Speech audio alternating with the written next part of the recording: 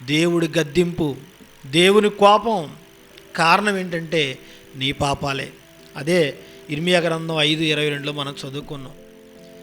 అదే దేవుడు నిన్ను ఈ భూమి మీద బ్రతికించి నీ కొరకు గాలిని, నీరు, వర్షాన్ని, ఆహారాన్ని, నింగిని, నేలను పెట్టి నిన్ను ఎంత సమృద్ధిగా పోషిస్తుంటే నువ్వు కూడా ఆయనకు అనుకూలంగా ఫలించకపోతే నిన్ను కాల్చివేయడా?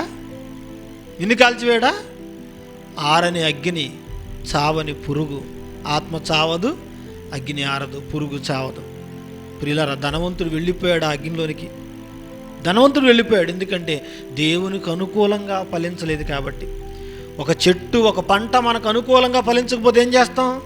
మన చేతులతోనే నరికి అగ్నిలో కాల్చేస్తాం. అలాగే నువ్వు దేవునికి అనుకూలంగా ఫలించకపోతే నిన్నేం చేయాలి? అందుకే ప్రియులారా, పెరుగుతుంది భూతాపం, రగులుతుంది దేవుని కోపం. దేవుని కోపానికి కారణం నేనే అనుకోవాలి ప్రతి ఒక్కరు కూడా. అందుకే ఇకనైనా మనలో మార్పు రాకపోతే వాతావరణంలో కూడా మార్పులు రావు. మారిపోయింది ఎప్పుడో వాతావరణం బాగుండాలంటే, మనకు అనుకూలమైన పైర్లు ఫలించాలంటే, దేవుడు మనకు మేలు చేయాలంటే నేనేం చేస్తున్నానని నీ ప్రవర్తన గురించి ఆలోచించు. మీ ప్రవర్తన గురించి జాగ్రత్త పడండి అన్నాడు.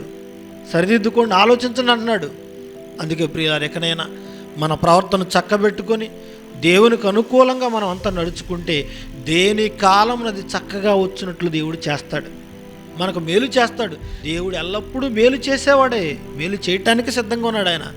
కానీ మన దోషాలే, మన పాపాలే వాటి క్రమాన్ని తప్పించడానికి కారణమైంది.